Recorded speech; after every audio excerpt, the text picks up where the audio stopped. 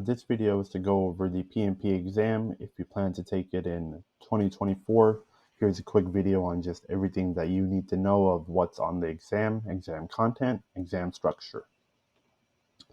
You're going to need to get 2 books. So you want to get the PMBOK. The most recent one will be the 7th edition, and you want to get the Agile Practice Guide. They're both very important to have. Use the PMBOK as a guide only. Do not read it from the front to the back. You want to use it on areas that you're weak in, on topics that you don't understand. The Agile book, I would recommend to read almost the whole book. It's very useful. It does teach you a lot about how Agile works and why it's very important on the exam, important in your content to get prepped. You want to understand Agile. A lot of your question banks from the test prep providers and the exam are essentially all based off of just Agile. Agile is very important. You can buy off Amazon. I do have a affiliate link in the description. FYI, I do make a small commission off of it. You can also order the books off of Chegg. You can rent the textbook from Chegg as well. A lot cheaper if you can't afford buying the book, if you don't want to keep the book long term, if you don't need it after the test is done. I totally understand. Exam structure is going to be 180 questions, multiple choice. Exam time limit will be 4 hours. You do get 2 10-minute breaks.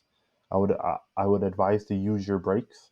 I would take a break after a third of the exam. If there's 180 questions and you take a third of it, right? So once you're at question number 60, you want to take a break. Once you get to question 120, you want to take your break. That way you have an equal portion at each time you sit back down to take the test. You have an equal amount of questions, right? Don't leave too much on the front end. Don't leave too much on the back end. And of course, just keep in mind, if you're in a good flow and you're doing good on these questions while you're taking it and you want to take the break later, that's fine. Whatever helps you do better on the test. You need a passing score of 60% on the test. That shouldn't be too hard to meet, I'll be honest. I took the test in late 2022. I believe the testing passing score requirement was higher. I don't remember it being this low, so this is a good thing though. The test can be taken in person or online from home. I took the test from home. Just a few pointers. Make sure your testing environment is ready and prepped. They are very strict. PMI is extremely strict about testing environments, cheating, misconduct. Make sure there's no papers, pens, even water, I think, is an issue. You can't have water by you either. So just a FYI. And then also make sure that your computer, and they send you emails on this, make sure your computer is prepped to take the exam. The right softwares are downloaded. You might need your internet to be locked down and locked where you can't access other websites while you're in the exam. So make sure your computer is ready. Just make sure you follow all the rules, because if there's anything wrong in the process of you being admitted into the exam, it's not fun. It's going to trump you. You may not be able to take it. You may be rushed at the time you do get in the exam now.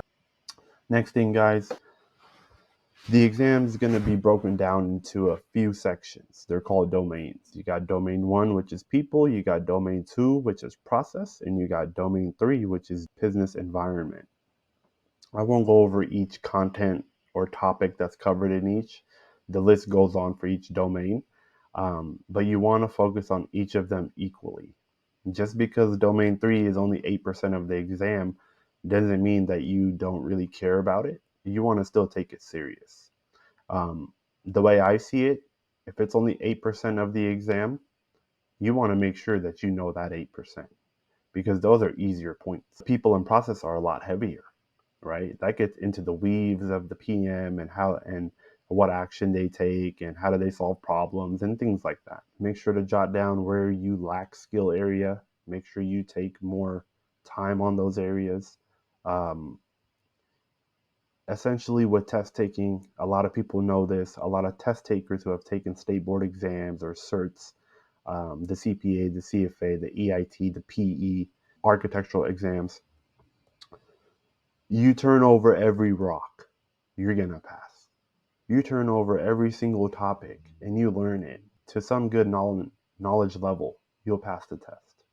Essentially, the PMP is the same. You at least want to know a good 85% of everything covered.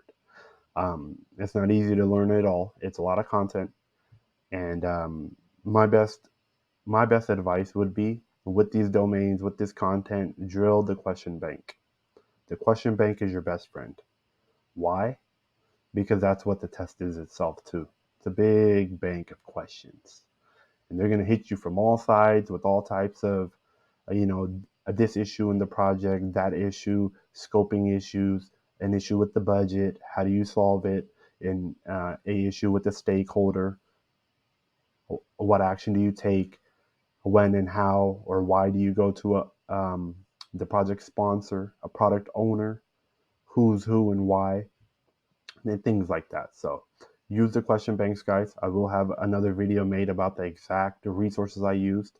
They were great resources. They made the test easy for me. They made the test streamlined. They made the exam prep streamlined too. And then last thing here, guys, are just some topics that you want to stress. You want to stress Agile. You want to stress hybrid. It's probably your main thing to learn. Don't worry about the normal project waterfall from start to step 2 to step 3 to step 4. Most projects don't work like that. You're going to be agile.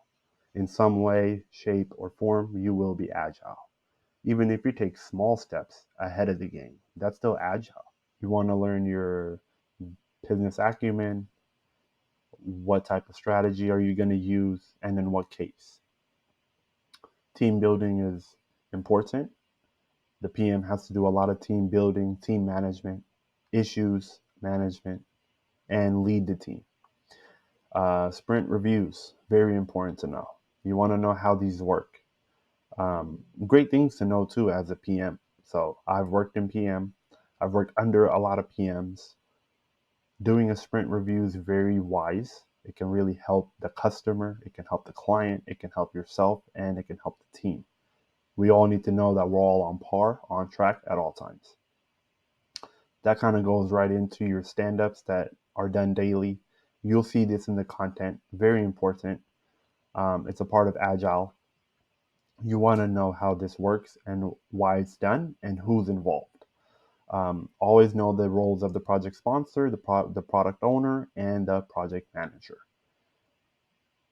You want to know when each of them step in, why they step in, and what do they bring to the table, right? When do you go to project sponsor? When do you go to product owner? Why do you go to them? You want to know over budget, under budget, ahead of schedule, behind schedule. Easy points. Easy points in your content prepping. It could be easy points on the test if they ask you those questions. You want to know your schedule. You want to know your budget. Very important. Stakeholder management. Very important as well. Internal stakeholder, external stakeholder. A big thing that you will want to learn, that I learned a lot during my time, was when someone's not in the office, when your main project engineer is gone, when your main software engineer on the project is gone. They're out on holiday time, vacation. They may be sick. They may be in the hospital. They may be in a different country. It could be anything. But if your project member is not there, what do you do now, right? Because the scope isn't changing, the schedule isn't being extended for us, right? So you want to learn that part. You want to learn, what do you do when someone's not there? Change management, very important. Changing a scope, there's a certain process it has to go through. Changing of the budget, adding budget, that's a huge process as well. So change management is huge. And it's very common in actual life. If you're on projects or you worked under a PM, I worked under a lot of project managers. I seen what they went through, and I even brought scope changes myself to the project that did affect scope, that did affect budget, and that even more importantly, it did affect the schedule. So we all have to account as in how is this change going to happen, why and how. And then your risk management, always very important. When do you enter it into the risk register? When do you highlight it as a red? When do you bring this up? The answer, you bring that up immediately. You never hide information from the team. You never hide information from the PM. The sooner you tell them, the sooner the team knows about a big risk, the better off. You don't want to hold in a big risk and then you drop the ball later on the PM at the 11th hour of the project. You want to tell them immediately, we can't meet scope. We can't afford this. We don't have enough um, man hours or even team members to do this scope, that type of thing. So, guys, that's essentially the PMP structure and the content in a nutshell for you. If you have any questions, please leave them in the comments. If you want to DM me on my channel, that's fine as well. I took the PMP late 2022. I passed it on my first try. It took me about 5 weeks total from start to end. I studied for 5 weeks. I took the test. I passed the test. I studied a lot, right? But that was the approach I took. I didn't want to make this thing be 5 months. I wanted it to be 5 weeks. So it worked out. It's not that hard of an exam, to be honest. The only hard part I would say is that, even on the test prepping, when I'm doing questions, same with the examination, you're always going to get put into a place where there's two answers that are very close and you have to pick one. So that's where you want to really know your knowledge. You want to know the mindset the PM has to have. You want to answer the question. It's not always about what you may think is right overall in actual life when you're in the project, but you want to follow the PMBOK. You want to follow the Agile guide. You want to follow what the PM should do in this case based on the book. What's the PM going to do here, right? So, thanks for watching, guys.